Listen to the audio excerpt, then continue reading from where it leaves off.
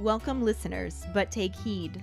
We will say whatever we need to share our knowledge, thoughts, and joy, and even things that do annoy. So join us now, but be aware, we have a tendency to swear. We'll dial it back a little bit. But frankly, we don't give a shit. Welcome to Just Keep Rolling, a Harry Potter book movie compare and contrast podcast. I'm Katie, and my pants are velvet. I have had my hands all over them. They aren't velvet, they're felt. Ellen, that sounds way dirty when you say it like that. But they're so touchable. Not helping. Let's just keep rolling into the rolling rehash. Last week we covered the first half of Chapter 35 and the corresponding film scenes. Ill-timed Oompa Band makes for an awkward homecoming. Dumbledore tries to make sense of the chaos, but should maybe focus on his comforting skills instead. Batshit is batshit, and trust us, it's all batshit when not Moody is involved. When fun flasks come up empty, that's when the real fun begins. And between Harry and Amos, Cedric's death brings out all the tears. During episode 110, Who You? That can't be true. Our Potter Pondering was, what are your thoughts on how the movie handled the first half of this book chapter? Hi, Ellen and Keighty. This is Ashley with this week's Potter Pondering. I was ready to go on a rampage, but I just have a little mini rant because the movie and the book does match up really well in this section, I must say. My only real aggravation is I like dumb Harry in the book. I like dumb, traumatized. I don't know what's going on. I just get magicked the fuck up. Come on now. He didn't know what was going on. And in the movie, they give us this stupid ass of regular American horror story cliche. It happens in every fucking horror story in America where, hey, I didn't tell you this, but how do you know this? Haha, you're the villain. That is not how that shit played out. Harry didn't know what the fuck was going on. He was completely clueless. And I don't even understand why the movie felt like they had to add that in there anyway when y'all been telling us the whole fucking time who was who. The only person who was shocked was Harry. And you didn't even give him a chance to be shocked, just in pain and pissed off. And a cliche-ass revelation. What? Oh, but anyway, that's the movie for you. Does it every fucking time. And where the fuck is Dobby? I miss him too. Shit. Hey, so this is Sarah, leaving a very feverish and sick Potter Pondering. So the surprise was gone because we already knew that Moody was crouched. So it's, well, what's this whole point of the scene? Because we already know the surprise. And I truly hate, actually, how Mad Eye / Crouch is like, uh-oh, the jig is up because I mentioned the graveyard, when it's quite obvious that he's out of Polyjuice Potion and is going to turn back into Crouch anyways. So wouldn't the jig be up then? Like, come on, fuck right off. Anyways, as this is my favorite book, I really fucking hate how they did this whole scene. It could have been done so much better. And Harry is just like, oh, I'm in shock. I can't act. Blah, blah, blah, blah, blah. I don't know what's going on. Oh, wait. Look at a graveyard? What? I don't know. It's just stupid. And I can't believe you guys convinced me to call in while I have a man voice like this. But, hey, here's the strep throat. Hey Ellen, hey Katie. So, my pondering for the first half of Chapter 35. I'll start with the things that I did like. Well, I liked them for how well they were done, but I didn't like what they did to me. The emotion in Harry's face. God, the tears and... oh, you just want to hug the poor guy. You know, the poor kid has just been through so much. And then Amos, Amos. That gut-wrenching yell. It never fails to make me tear up. Never fails. Another thing I liked, even though it streamlined it and didn't have all the stuff, Moody's ranting was pretty funny. Yeah. Crap. Yeah. Oh, it made me laugh quite a bit. As for the things I didn't like, just the usual things, the streamlining, the changing of different details. The minor changes didn't bother me too much here. They were okay. For the most part, I think that this first half of chapter 35 was done okay. Was done pretty well. Thank you so much for your responses. Our trivia question last week was, what did Barty Crouch Jr. do with his father's body after he killed him? Under the influence of Veritaserum, Barty Crouch Jr. admits that he killed his father, carried the body into the forest, and covered it with the invisibility cloak until he could go back and transfigure it into a bone that he buried in the freshly dug earth in front of Hagrid's cabin. Congratulations goes to Mike Riley. Woohoo! This has been the most variety of people answering the trivia question each week in a long while. It makes it really exciting. Who's gonna win next week? Mike again? Jackson? Dave? Someone else? We shall see. For now, let's just keep rolling into the second half of chapter 35, Veritaserum, and the barely corresponding film scenes. Chapter 35, Veritaserum Part 2. Dumbledore reaches into the pockets of the stunned fake Moody's robes and pulls out a hip flask and a set of keys on a ring. He asks Severus to fetch him the strongest truth potion he has, and then bring a house elf called Winky up from the kitchens. He also requests that Minerva escort the large black dog sitting in Hagrid's pumpkin patch up to his office. The two professors leave to fulfill these instructions with no apparent confusion, and Dumbledore approaches the trunk with the 7 locks. He inserts a key in each lock, one at a time, and opens the trunk, revealing spellbooks, broken sneakoscopes, parchment and quills, an invisibility cloak, various other contents, and then with the 7th key, Harry lets out a cry in amazement when the trunk is opened to reveal an underground pit of a room where a starved-looking Mad-Eye Moody is fast asleep. He's missing his wooden leg, his eye socket is empty, and his grizzled hair is missing several chunks. Dumbledore lowers himself in the trunk to check on him and determines that he's stunned and controlled by the Imperius Curse. He asks Harry to throw down the imposter's cloak, but otherwise figures the former Auror is in no immediate danger.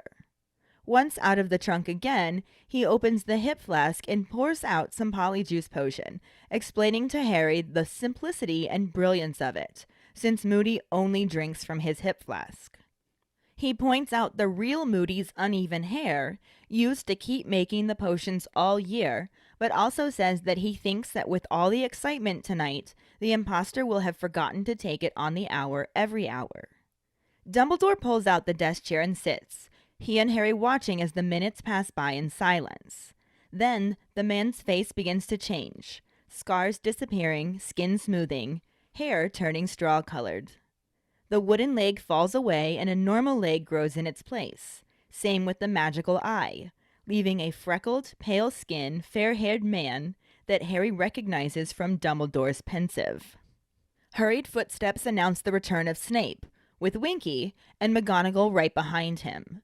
They are both shocked to see Barty Crouch, and the little house elf flings herself onto his chest, squealing Master Barty and accusing Dumbledore of killing her master's son. Dumbledore explains that he's simply stunned and asks Severus for the potion. Snape hands Dumbledore the same small vial of clear liquid that he had threatened Harry with, and the headmaster forces open Crouch Jr.'s mouth and pours 3 drops in. He then uses Renervate to wake him and kneels down to be on his level. He asks if the man can hear him, and when he mutters an affirmative, Dumbledore begins questioning him how he came to be there, starting with how he escaped from Azkaban. In an expressionless voice, Crouch explains that his mother saved him by persuading his father to rescue him as a last favor to her before she died. They visited him and gave him Polyjuice Potion so he and his mother could trade places.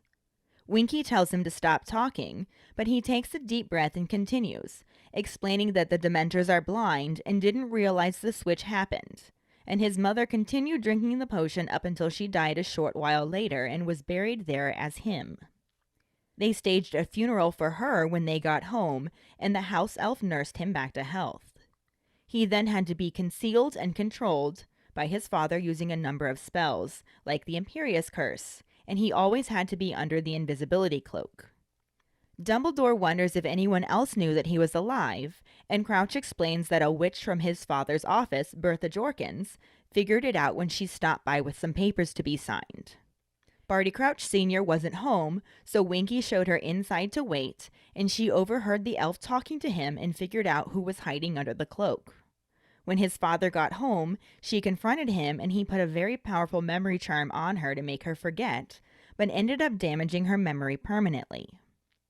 Winky is sobbing at this point, worried that they are all going to get in trouble, but Dumbledore asks Crouch to continue, wanting to know about the Quidditch World Cup.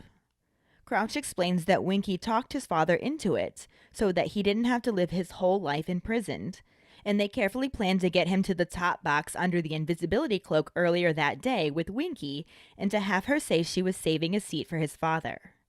But Winky didn't know he was growing stronger and fighting the Imperious Curse. He had a moment where he was almost himself again in the top box and saw a wand sticking out of a boy's pocket in front of him. He hadn't been allowed a wand since before Azkaban, and he stole it without Winky realizing it since she had her eyes covered. Winky calls him a bad boy, and Dumbledore asks what he did with the wand. Crouch continues to tell his story, saying they went back to the tent and then heard all the Death Eaters who never suffered for his master and had turned their backs on him. The sound of their voices awoke him, and he was so angry. Winky used her own magic to bind them together to stop him from going after the Death Eaters and pulled him into the forest, away from the commotion. He tried to resist because he wanted to go back and punish the Death Eaters, and used the stolen wand to cast the dark mark into the sky. The Ministry wizards showed up and shot stunning spells everywhere, hitting them both through the trees, stunning them and breaking the connection between them.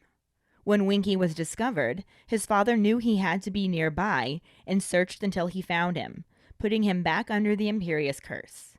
He fired Winky for letting him acquire a wand and almost letting him escape. It was just him and his father in the house until one night his master came for him.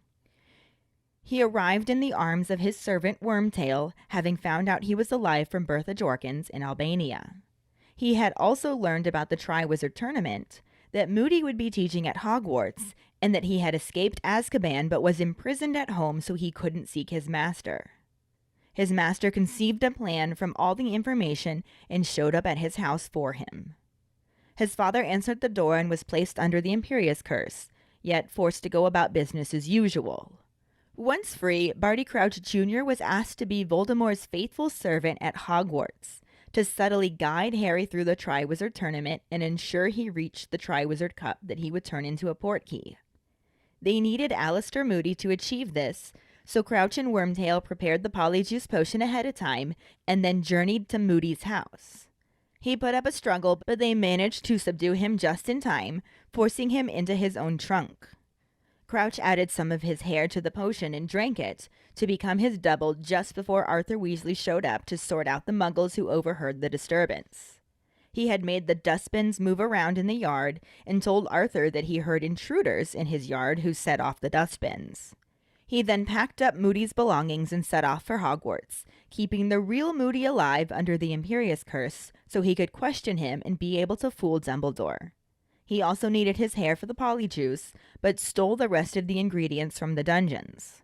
When Snape found him in his office, he said he was under orders to search it. Dumbledore asks what became of Wormtail, and Crouch tells him that he returned to his father's house to keep an eye on him. The headmaster then asks about his father escaping, and Crouch tells him that after a while, he began to fight the Imperious Curse too, so Voldemort forced him to say he was ill and to send letters into the Ministry instead of letting him leave the house. But Wormtail was neglectful, and he managed to escape, heading to Hogwarts to tell Dumbledore everything. His master sent him word of the escape and told him to stop him at all costs, so he used Harry's map to watch for him.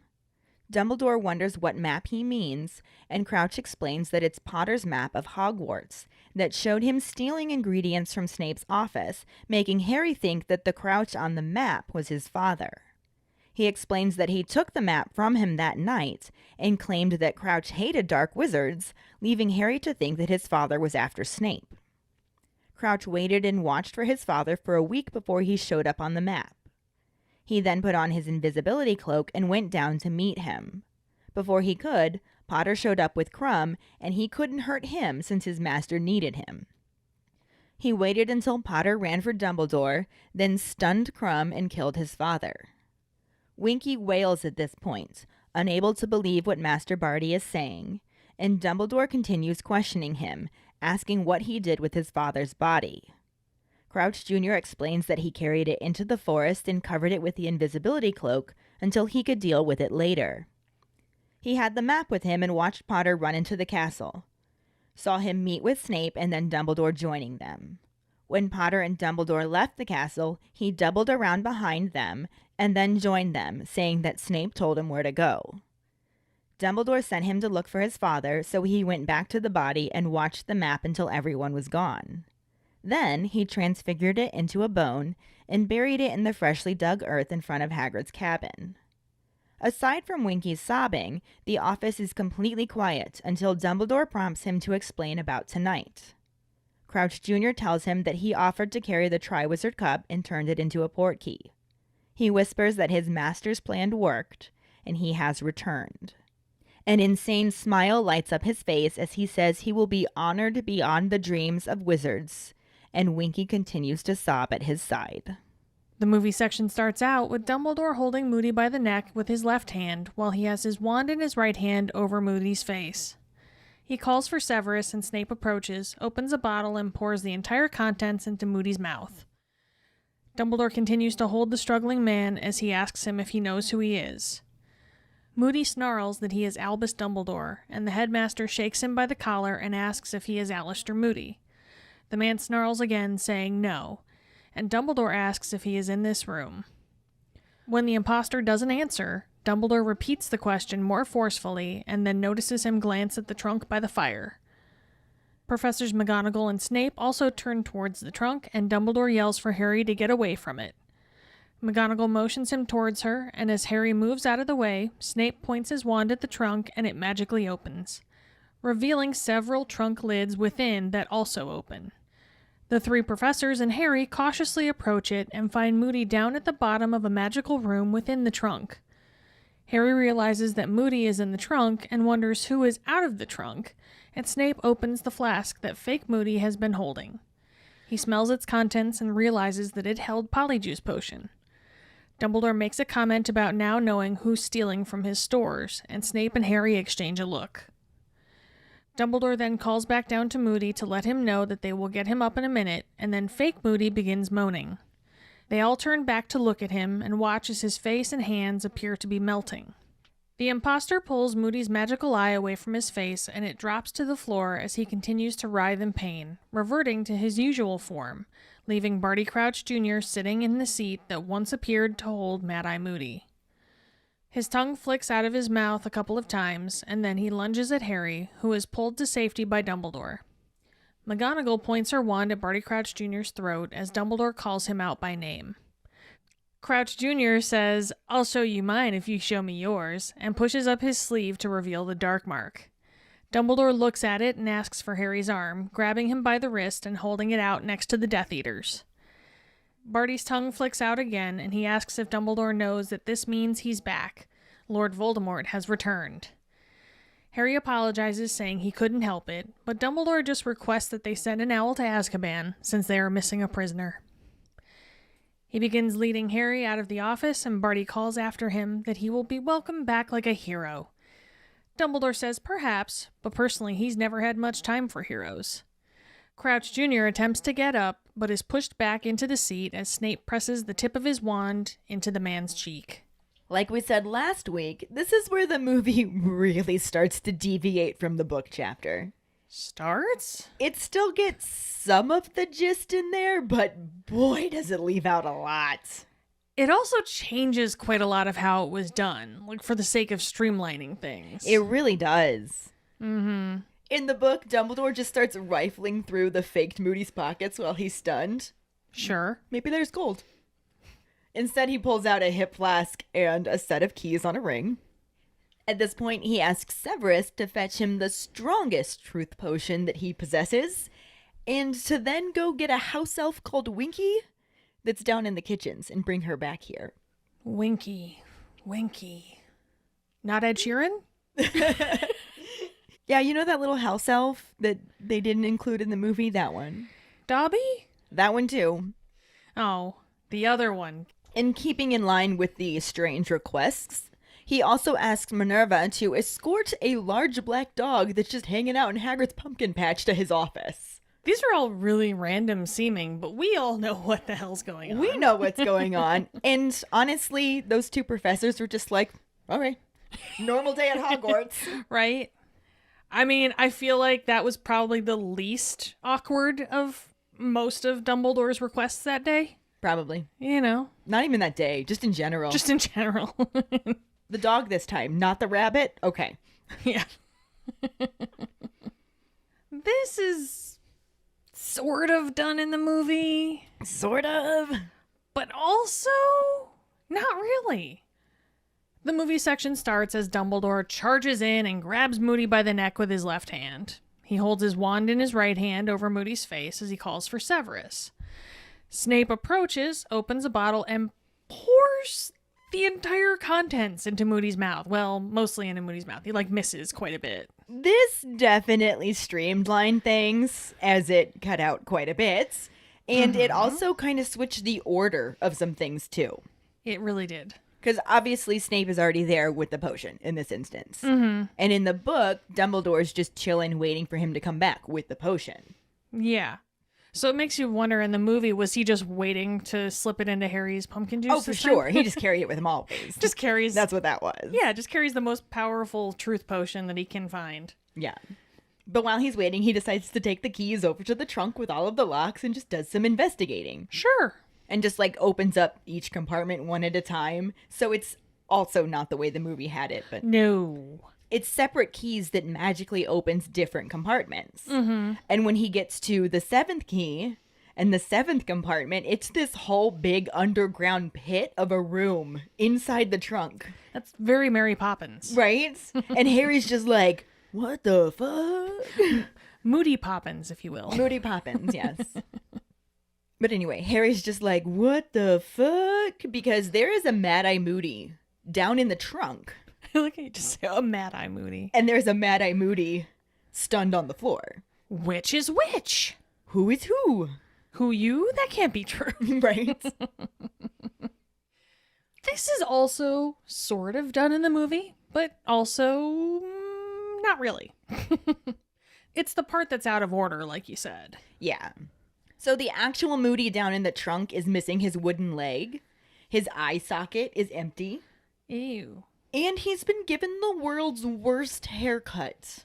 After Harry's in this movie, at least. No, I'd still argue that it's the worst because Harry's horrid hairy hair was actually a lack of a proper haircut. I don't know if I'd still give him that distinction, though, but... Doesn't matter, I digress.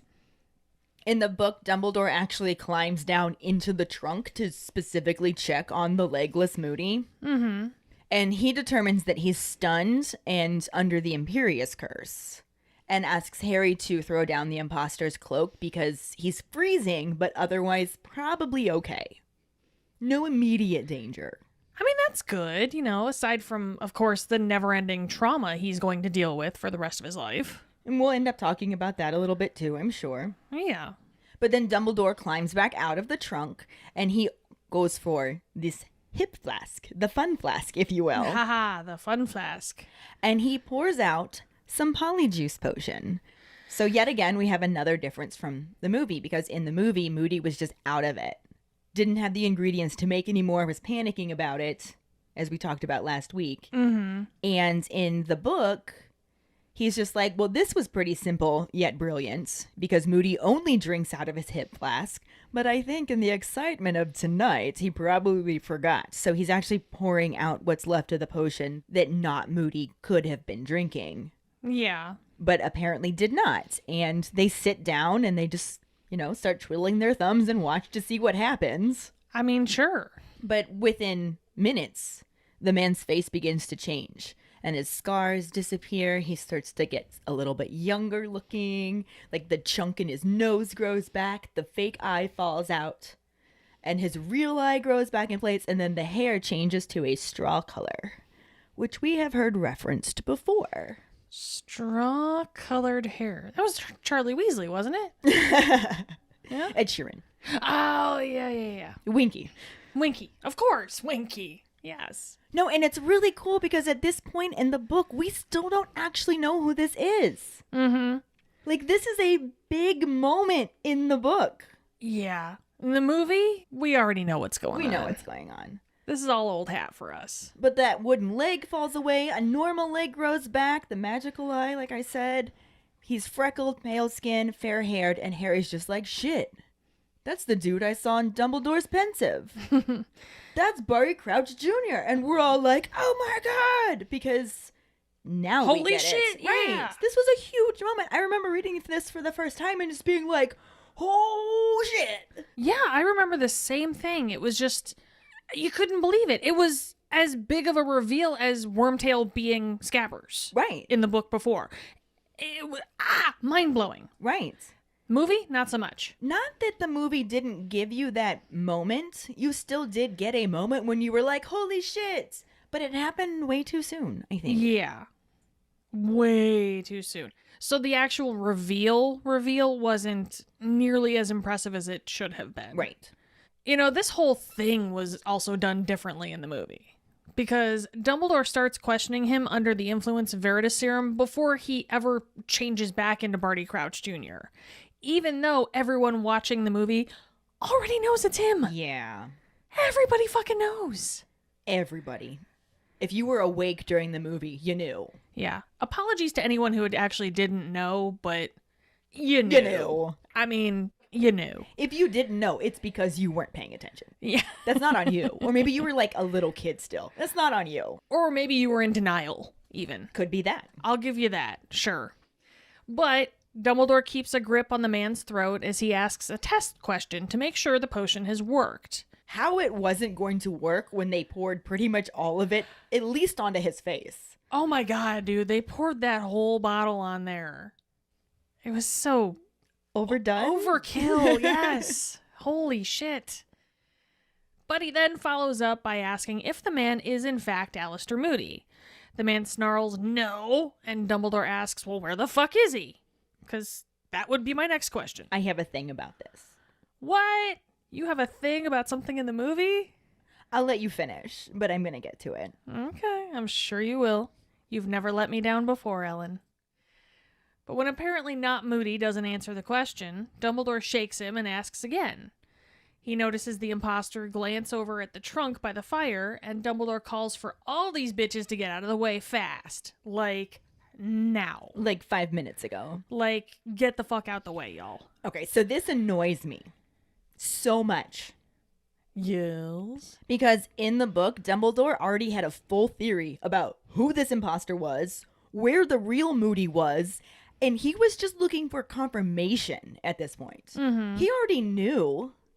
The movie just makes Dumbledore seem like an angry, clueless old man. Yeah, I'll give you that. That's pretty accurate.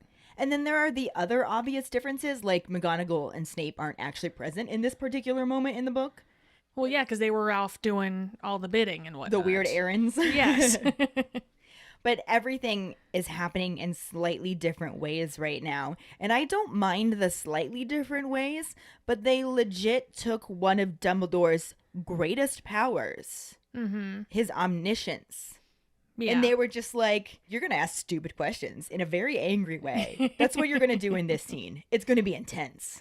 I mean, maybe they were trying to do that, and then Michael Gambon just didn't play it that way. It We wouldn't probably be- shouldn't go there. We probably shouldn't. Yeah, you're right. I don't want to get angry letters from Michael Gambon's people. He should have read the books. Moving on, let's just keep rolling. Yes. In the movie, McGonagall reaches for Harry as Snape points his wand at the trunk. It opens and opens and opens and opens quite a few times before finally opening one last time as the three professors approach it and peer down to see the real Moody at the bottom of this really deep well, almost, in his fucking long johns. So, I mean, at least he let him keep his underwear. I guess, yeah, that was nice. There's that. It is rated PG-13. It is. That is a movie I don't want to see the unrated version of. And like we mentioned, this trunk just opens and opens and opens as opposed to it being separate magical compartments contained Yeah. within one trunk. I really wish it would have been. Yeah. I wish we could have seen that. Yeah. Because it didn't really make a whole lot of sense. Like, it just kept opening and opening and opening, kind of like a Russian dolls. nesting doll. Yeah. The Yeah, it Russian was- nesting dolls. It was like a Russian nesting trunk. Yeah. And really, what's the point of that? I don't know if maybe depending on the force you use magically to open it, it only opens to certain levels and it's different things, but they didn't show us that. They just, Yeah. it was weird. It wasn't how I pictured it. It wasn't how it was described. And also, Moody's apparently not stunned and under the Imperius curse. No, not at all. He just looks up at them, and then Dumbledore doesn't even climb down in the trunk to check on him. Mm-mm. But hey, at least they had the real Moody in a trunk. Ding! Yeah. That's like the only ding I get this whole episode. That's like the one thing they did the same. Yeah. And it wasn't even the same. But once the question of who hasn't been teaching him all year is answered, Harry is only interested in who has. Snape flips the lid on apparently not Moody's fun flask and takes a big ol' whiff.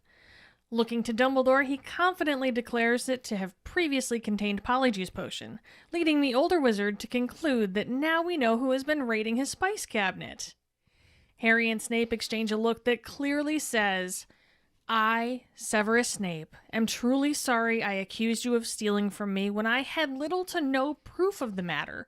I beg you to please accept my deepest apology through eye contact, since I am an emotionally stunted sociopath who blames his high school rival's child for all his own shortcomings, and cannot possibly be expected to admit to any wrongdoing out loud due to my pride and the fact that I still think you're a little twat waffle. Alan Rickman is an amazing actor. He really is. He really did fit all of that into one simple glance that he gave Harry. He really did. It was pretty impressive. But again, we're looking at a pretty significant difference from the book to the film. As we already mentioned, Dumbledore's the one who had identified that he'd been drinking the Polyjuice Potion. It also does not specifically mention that Book Snape realized that Harry had not been the one stealing from him, though he's not an idiot, so I'm sure he did. Yeah, they didn't need the little sidelong glance. Yeah, but I don't mind that they included that, because I would even go as far as to say that I'm glad it occurred, Yeah. because it gave you the opportunity to translate the look into words, and that makes everything worth it. I have to say that was really fun to translate, if I'm honest. It was so accurate, too. It's like you were reading his mind. Insider scoop, I was. But also, that's not how it happened in the book. No, rarely is. It's at this point that we do get the return of Snape, who's got Winky, and then McGonagall's right behind them. And Barty Crouch has already turned back into Barty Crouch. It is no longer not Moody. Mm-hmm. So they come back into the office and they're just like, Barty Crouch Jr., holy shit! Like, it's just this moment of, what? It's more reveals. Yeah, and then poor Winky sees Barty Crouch Jr., and it's just like, Master Barty, and just throws herself on his chest and is like, you killed him! You killed Master's son! Oh, Winky. Poor Winky. You little pumpkin, you. And obviously, as we have mentioned before, this was not included in the movie because Winky was not included in the movie. Yep. Boo. Duel. But Dumbledore's just like, calm down. He's just stunned. Mm-hmm. And then he's just like, Severus, do you have the potion? And Snape hands Dumbledore the same vial of clear liquid. that he had threatened Harry with, which is also not how the movie made it look, but whatever. And it's the headmaster who forces open Crouch Jr.'s mouth, and he pours 3 drops in. 3 drops. Not the entire bottle. None of it seems to get on his face. Drip, drip, drip, right in his mouth. So there was still some left afterwards, is what you're telling me. Apparently. I mean, maybe there was only 3 drops left, but I somehow doubt that. That's possible. However, yeah. But aside from that difference, you are right that movie Dumbledore does not climb into the trunk and Moody is not stunned. At this point in the movie, Dumbledore just hollers down to Moody that they will be right down to get him before being distracted by not Moody moaning like an adult film star at an audition, because it was kind of dirty. Oh, he got that role. Yeah. They gave it to him. They really did. Then they all turn to see what is going on, and they see Not Moody melting like a wax figure at Madame Tussauds during a power outage. Like, his face is just... bleh. Which, again, is not how it happened in the book. Because Barty Crouch Jr. is back to being Barty Crouch Jr., for one thing, and still stunned. Yeah. Dumbledore has to use Renervate to wake him up, and he actually kneels down to be on his level. He very calmly asks if he can hear him. And when he gets a yes, a very muttered yes, Dumbledore's just like, how did you come to be here? Start with escaping from Azkaban, please. I don't know if he actually said please, but that's just... That's how you assume. It was very calm. Not Michael Gambon calm. Crouch Jr. is just like, whoa.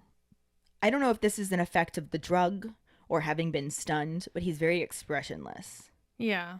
And he explains how his mother is the one who saved him by convincing his father to do so as like a last favor to her because she's about to die. And he's just like, he loved my mother as he never loved me. And like, there's a little sliver of me that does feel pity for this boy. Yeah. He was probably quite neglected. Probably. But clearly not by his mother, so fuck him. He's got mommy issues. Yeah, he's got issues. He's got a lot of issues. Very Oedipal. Yes. So because he was such an important person at the ministry, he was allowed to visit Barty Crouch Jr. in Azkaban. Which they don't let just anyone do. They don't let just anybody do that. No. But they showed up there with the polyjuice potion already prepared, and they gave some to Barty Crouch Jr. with his mother's hair in it, and put some of his hair in more so that she could take it, and just full on switched their places. That's mom's devotion, man. It really is. I mean, I know she didn't have much longer left, but damn. I really wonder how she thought that was going to end, though. I mean, you want to think the best of your kid. Side note, not really pertinent to the story, but just, it's there. It's in my head. I'm curious. Winky's listening to him tell the story. He's just like, stop talking. You're gonna get us in trouble. Like, don't tell this story. But considering that he's drugged, he just keeps going. And he explains that Dementors are blind. And they had no idea that this switch even happened. They could just sense that one dying person and one healthy person showed up, and one dying person and one healthy person left. Yep. So that's also interesting to learn that the Dementors are blind. In Prisoner of Azkaban, he does say that they don't differentiate between who they're hunting and who gets in their way. So this adds another level to it. Like, they can't differentiate. It's not just that they don't care or anything like that. They can't. They can't fucking see them. You're food to me. Yeah. I'm gonna eat you. Yeah. You're here. I'm gonna eat you. Sounds about right. Mm-hmm. And also, we don't fly. Fuck you. There is that. But they must have left his mother with enough potion to keep drinking it up until she died. Because if you drink it every hour, she could not have lasted long. Yeah. And the Dementors couldn't see her. She only drank it in case the other prisoners may have noticed and said something. But apparently she drank it up to the very end, died, and was buried as him in Azkaban. Which makes me wonder, like, does death not cause you to revert back to who you are? Or is it not an instantaneous thing? But if you die under the influence of Polyjuice Potion, do you just stay in that form forever and ever and ever? Or does it eventually wear off after like an hour anyway? Well, I mean, I would think that your body stops metabolizing it, so the metabolizing is what would cause it to wear off, no? So it would just kind of stay in your system. Maybe. if it's not being worked out. Huh. I used metabolizing in a Good sentence. for you. You sounded so smart. I know. Oh my gosh. Yeah, please don't fact check me on that. But anyways, they staged a funeral for his mother when they got back home because obviously they didn't have access to her hair to keep making the polyjuice potion. And it'd be really weird if he had to have his son continuing to play his wife. That's very Norman Batesy and Psycho-y. Like, Yeah. even for them. Yeah, it was just all right, well, my wife's died, which is true. So it at least gave Crouch Sr. an opportunity to actually say goodbye to her as well because he knew she died anyway. Yeah. And then they had the house elf, Winky, nurse Barty Crouch Jr. back to health. Mm-hmm.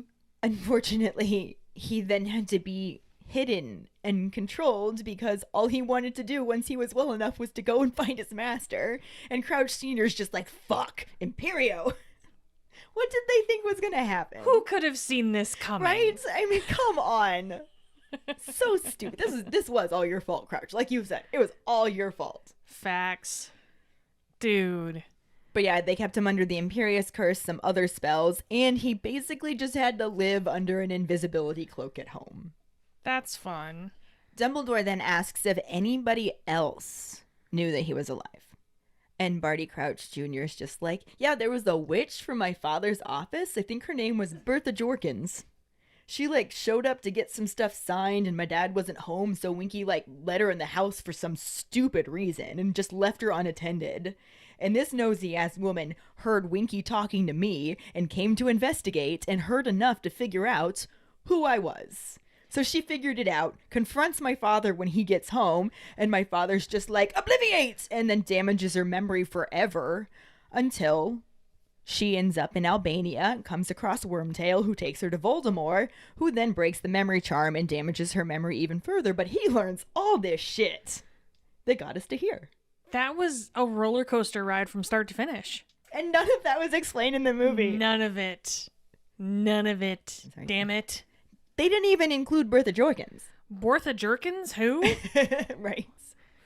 They just had it somehow he got all of this information and made this whole plan and took over, no explanation for how he did any of it. Mm-mm. And it's not even this is recap. No. This is new information that we're just finding out. Details that we never got in the movie. Yeah. But they just were like, well, we didn't know them in the book up until now, so why change that for the movie? And the poor little house elf is just sobbing at this point. Yeah. She's like, he was getting us in trouble. I feel so bad for Winky. Winky got dealt a bad hand in life. Yeah. In life, in general, and in the movie, obviously, because she wasn't even there. But... Oh, they just, full on... They were, dealing out all of the cards and just kept skipping over her. Yeah. In the Uno game of script writing, they just kept giving her the skip card. Yeah. Skip you, reverse to Harry. Skip you, reverse to Harry. Dumbledore, draw 4. And I would have loved to see how they did this scene, because you would just have Winky basically sobbing and protesting as talking the whole time, and Dumbledore is just very calmly ignoring her and just being like, continue. What happened at the Quidditch World Cup? Movie Dumbledore doesn't do that. No, he does not. And I would have loved to see it that way. Dumbledore is clearly asking very pointed questions to weave everything together. He knows. Yeah. He just wants it confirmed. Yeah. But you know what? I hate to say it this way. It's almost better they didn't do it, because that's not how this Dumbledore would have played it. Which is why he shouldn't have been this Dumbledore. I agree. But, again... But that's my point. I digress. So Crouch explains that Winky, such a sweet little elf, she used to encourage Crouch Sr. to give Crouch Jr. some treats for good behavior. Treats.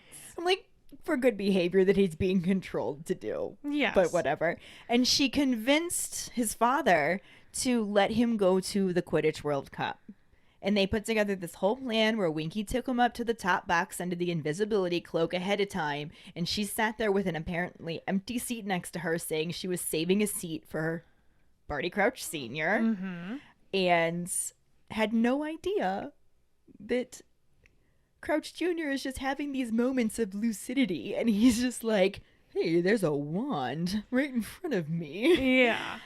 And this is also something that we did not get in the movie at all. No, we didn't. Well, we didn't get this whole scene to begin with happen in the movie. Did he use Harry's wand in the movie? No. No.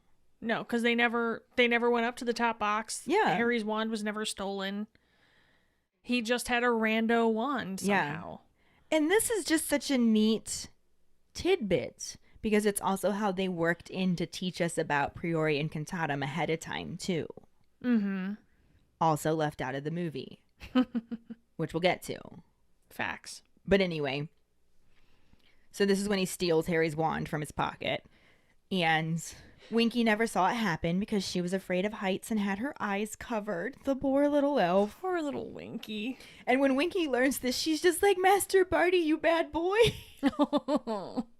Like, every ounce of me wishes that I could have seen this little elf come to life. She was adorable. Yes. But Dumbledore's still just like, and what'd you do with the wand? Yeah. So Crouch continues his story, saying that they went back to the tent, and then it wasn't long after that that all of the Death Eaters showed up to wreak their havoc. And it was in this moment that he really, really woke up. Because he got so angry at all of these Death Eaters that were out there causing shit, stirring up trouble, and not one of them ever went to go try and find their master. Yeah. And Barty Crouch Jr. is just like, fuck you all. And Winky's super, super scared to see him get that angry. So she uses her own elf magic to bind them together and literally drags him from the tent. Which, if you remember, they were talking in that scene back in that chapter how Winky was running really funny. Mm-hmm. And now we know it's because she was literally dragging an invisible person along. Yeah. When Harry was just like, I bet she didn't ask permission to run. No. No. She was running funny because she was trying to drag a full-grown wizard behind her. Yeah. Who was resisting. Which we did not get in the movie at all. No, and that's a really fucking cool clue to have that tie together. Yeah. Because he was trying to resist. He wanted to get back and punish all the Death Eaters. Mm-hmm. The closest that he could get to that was to use that stolen wand to cast the Dark Mark into the sky. Yeah, which sent them all fucking running for the hills.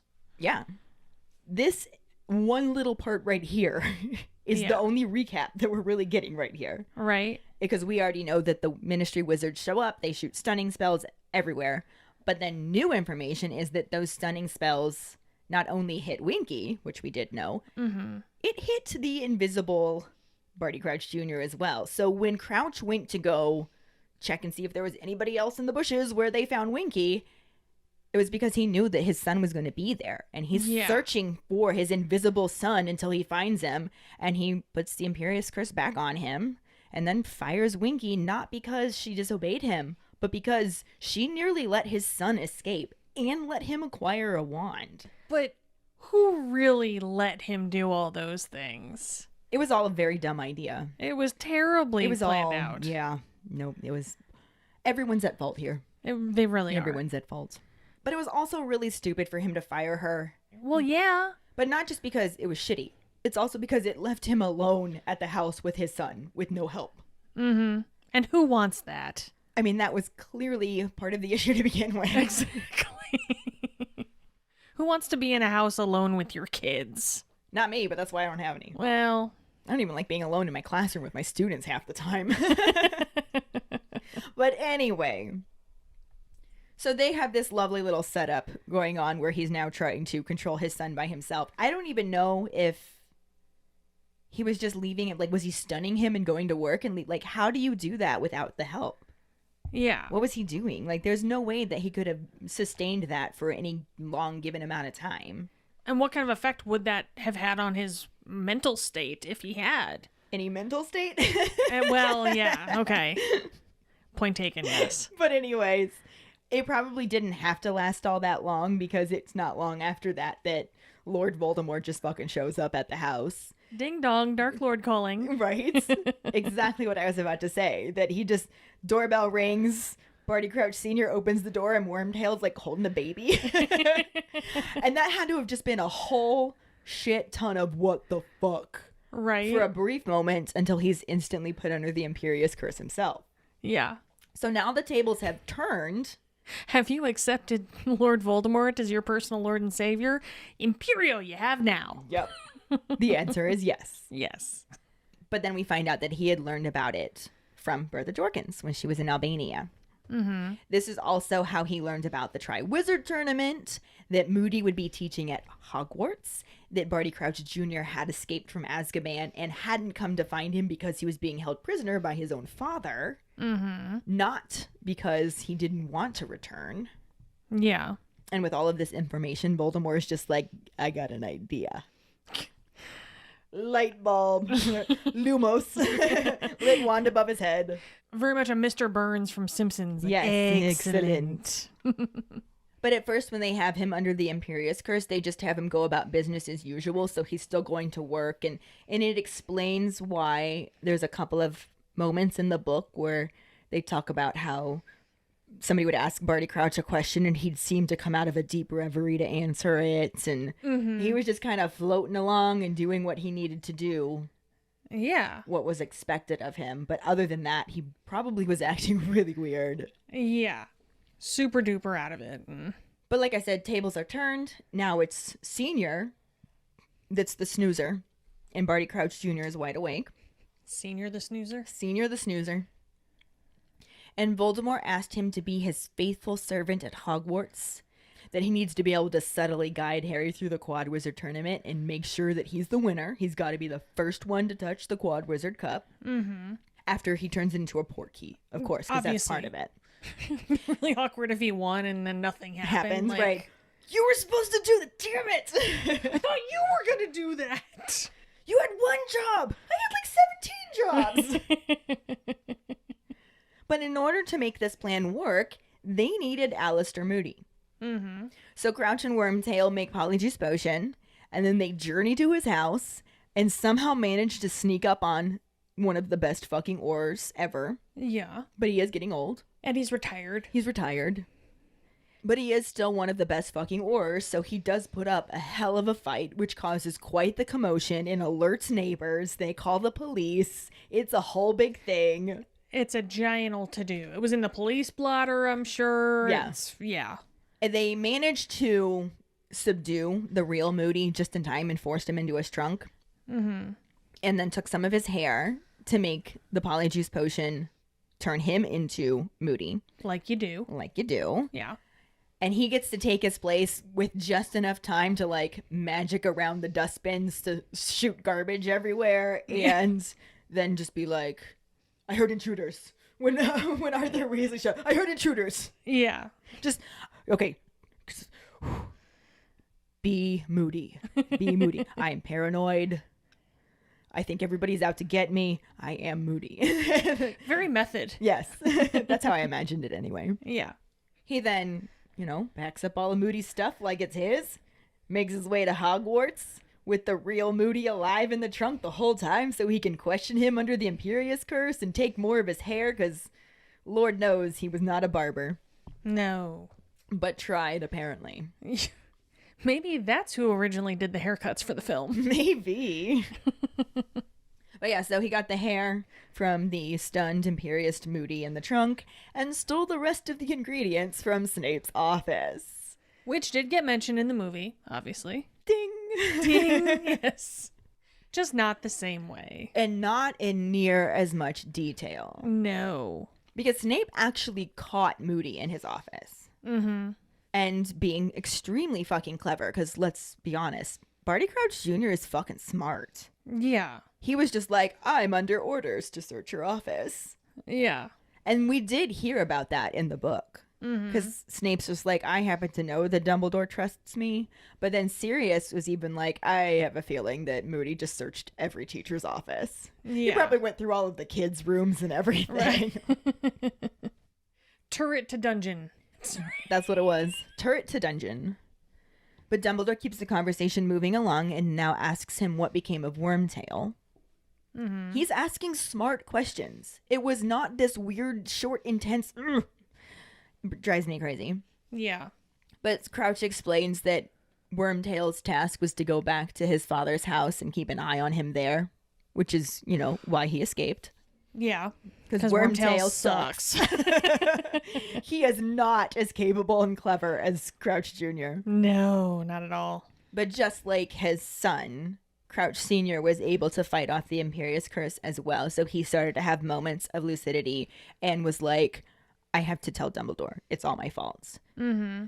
And then again, we get a little bit into the recap because we know that Crouch Sr. escaped. We know that he made it all the way to Hogwarts, but we get to see it from the big bad's perspective now. Yeah. We get to see the reasoning behind. Yeah, it's different and it answers things for us. Yeah.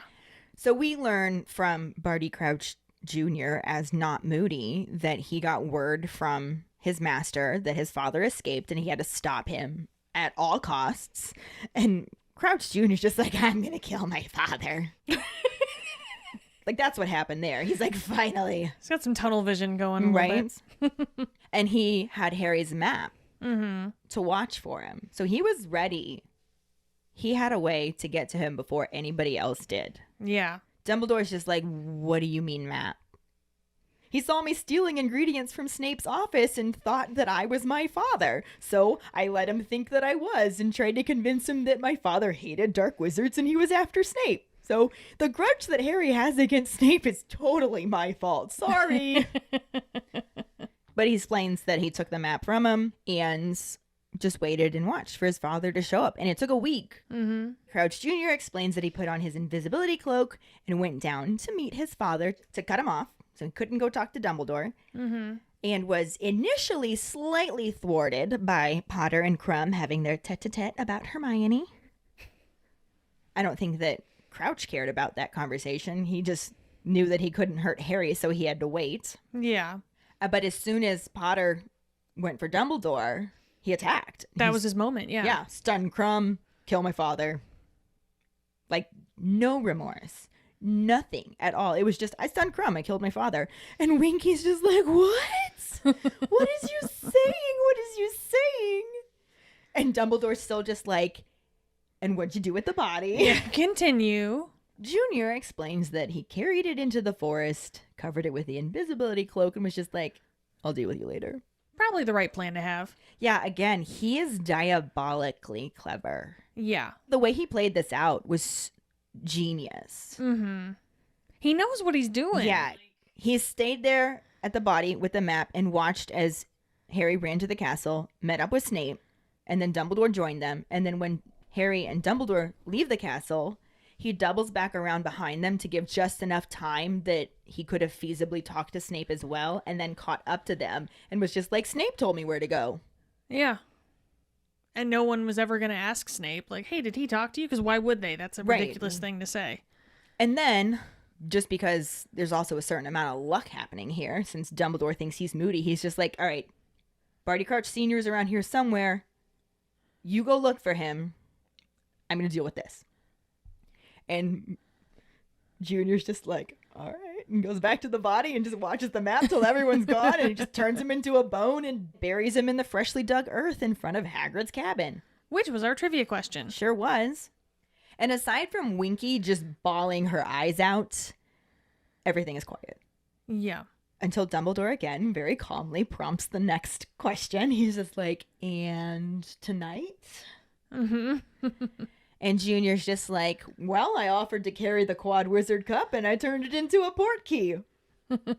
Then he gets super creepy because probably all of the Imperious Curse and controlling spells did addle his brains a little bit, but he was just like, my master's plan worked. He has returned. That was creepy. Thanks. And he smiles this insane smile and says that he will be honored beyond the dreams of wizards. And Winky just continues to sob at his side.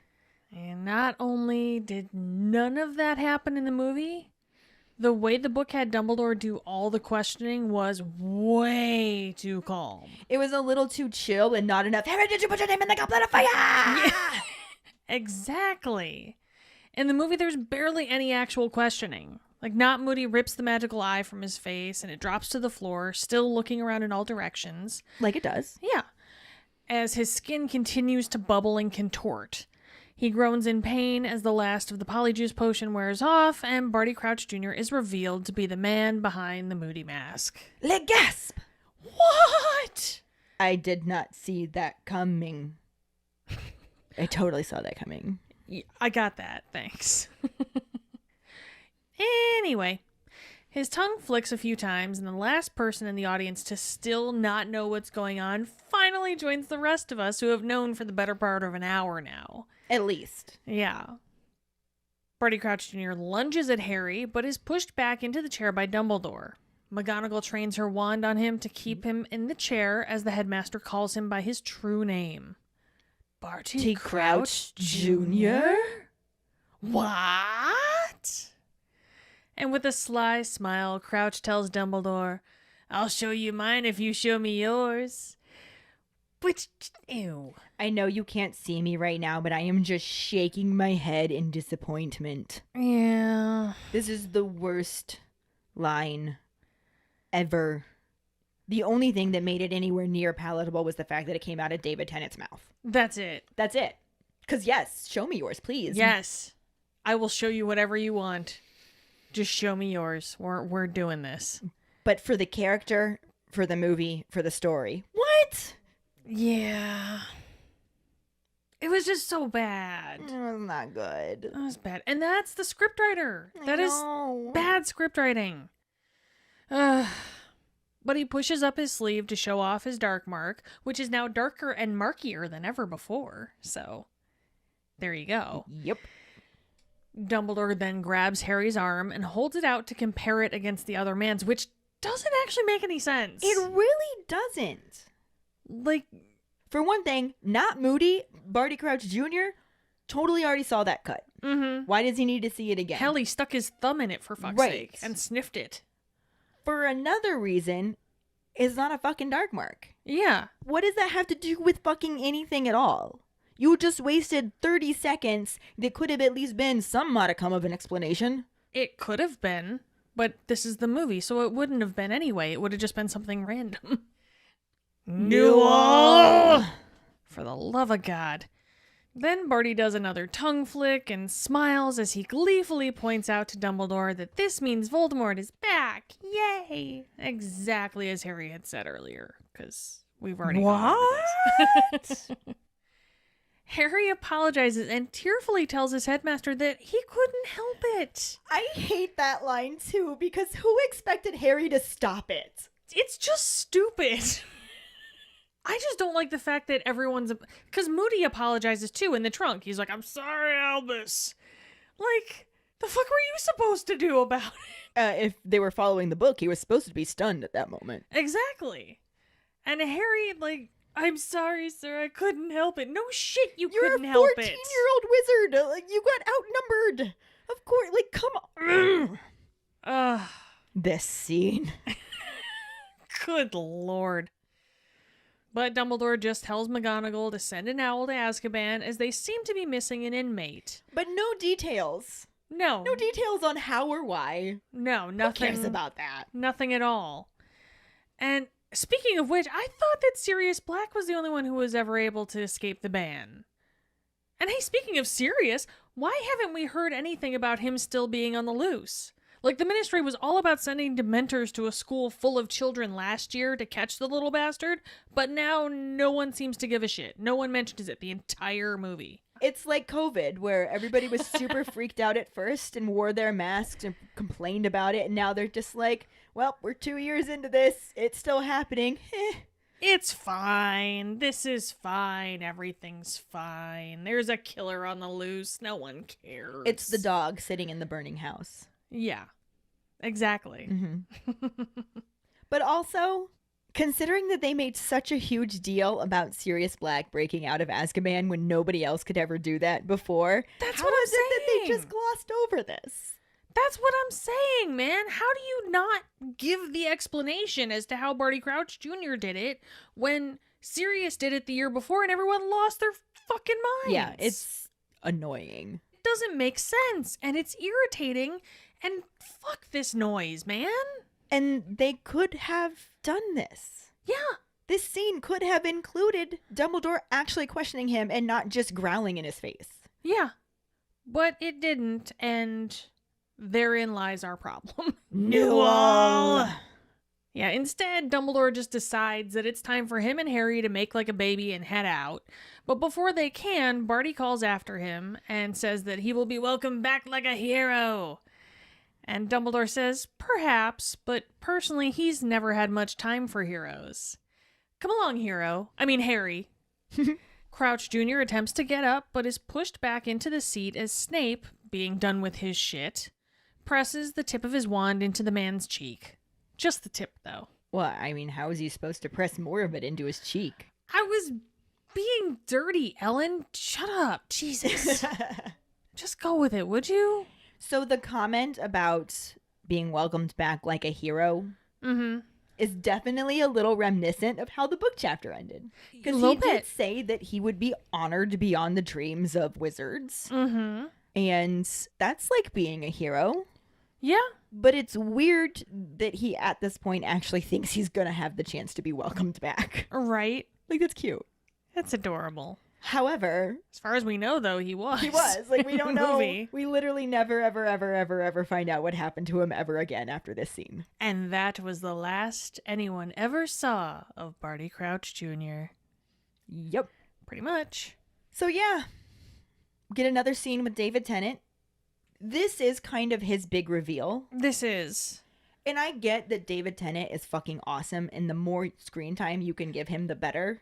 Yeah, I'll give him that. But the impact that he would have had if this was his first moment on camera, as opposed to inserting him in the dreams and actually showing him cast the dark mark. Well, not to mention the fact, too, that had he been given this scene to do, the book scene, he would have killed it. Oh, he would have murdered it. It would have been amazing. He would have murdered it, and we all would have munched on it. I would have signed up for that. Yeah. Can you imagine him interacting with Winky and just... I can't even make intelligible noises. Yeah. That's how much I wanted this. Now, he was a little bit more monotonous in the book. Yeah. Because he was drugged. But it didn't necessarily have to be like that. Yeah. He still could have interjected so much crazy into answering, especially at the very end when that insane smile lights up his face. There was plenty of dialogue. There's plenty. And if there's anybody that you want to give a fucking amazing monologue to, it's David fucking Tennant. It's David fucking Tennant. Hell yes. Like, it's just, I feel like this movie did so many people dirty. It really did so many actors dirty. It did so many characters dirty. Because maybe, just maybe, if they had written Dumbledore better, I wouldn't have been as mad at Michael Gambon for how he played it. Yeah. But other than the fact that this should have been the moment we were discussing David Tennant's debut into this movie. Yes. There aren't any new actors to share. Nope. We are shit out of actors. It is just getting to the conclusion. Yeah, because we're almost done. Considering that there's 2 chapters left and one of them's not in the movie at all. Yep. So why don't we just move on to our Potter Pondering? We will do so. And it is, what are your thoughts about how the movie did not explain Barty Crouch Jr.'s backstory leading up to this point? Find the post on our Facebook page and share your thoughts. Or call us at 216-526-6792 and leave your response as a voicemail. Make sure you start off telling us your name and then go into your answer. We really look forward to reading and hearing them. Carly also had a fantastic idea where she said she was going to video herself doing the Potter Pondering and share that to the Facebook post, which, if there's a way for me to then download that video, I don't know if Facebook lets us do that, but I could just take the audio from that and then we'd get to see your all's faces too. That would be lovely. So if you're all about the vlogging, feel free to do shit like that too. Definitely. We love hearing from you, seeing you. Just knowing that you're real people listening to us is the coolest fucking thing ever. Right? But this will bring us to our Sorting Hat story, which is from Laura Farmer. She writes, I'm a Gryffindor. My wand is hawthorn wood with a unicorn hair core, 10 1/4 inches, quite bendy flexibility. My Patronus is a bloodhound. I happened to be in a bookshop on the day Philosopher's Stone was released. I bought it, as I really needed a new book to read, and fell in love instantly. I read it twice that day and have been hooked ever since. I was 13 at the time, but I still to this day get the same excitement reading the books, and now I'm able to pass on my love and knowledge to my daughter, who is a Potterhead like me. Aww. Thank you so much for sharing your Sorting Hat story with us, Laura. Yes, thank you. And if any of you other keepers out there listening would like us to read your Sorting Hat story on a future episode, you can email it to us at justkeeprolling@gmail.com. Let us know your house, wand, Patronus, how you got into Harry Potter, and anything else that you might want to share with us. Or you can just message it to us over social media, or call it in if you want. You could do that too. This week's trivia question is, what color is the sleep potion that Harry is given in the hospital wing? The first one who responds with the correct answer and the code word #DreamlessSleep will get a sticker. Another way to get a sticker is to rate and review us through iTunes or Facebook. Make sure to email us at justkeeprolling@gmail.com to let us know you did, and we'll get back to you to figure out which sticker you want and where to send it. Don't forget to find us and follow us on Facebook at JKR Podcast and Twitter and Instagram at Just Keep Rolling. Following us on Podbean at justkeeprolling.podbean.com will get you the episode as early as possible and give you a leg up in answering the trivia question. Make sure to check out our website at justkeeprolling.com, and don't forget to subscribe to our YouTube channel. If you would like to help us continue creating more content, you can support us as a patron and get extra perks on patreon.com/justkeeprolling. As always, any support you can give is greatly appreciated. We also want to welcome our latest patron and our longtime keeper and often trivia winner, Jackson Miller. Whoa! Oh, wait, we're not talking about the trivia. We are so happy to have you join us. It's so good to finally call you a patron. I know. Thank you so much for your support, Jackson. You are amazing. We love your ponderings. We love your trivia. We love all of it. We love your accent. And we're super excited to interact with you more in the patron-only Facebook page. Yes. And join us next week when we talk about Chapter 36, The Parting of Ways, and the absolutely no corresponding film scenes. Thanks for listening. We hope you hear us again. I'm Katie. I'm Ellen. Until the next time, Just keep rolling.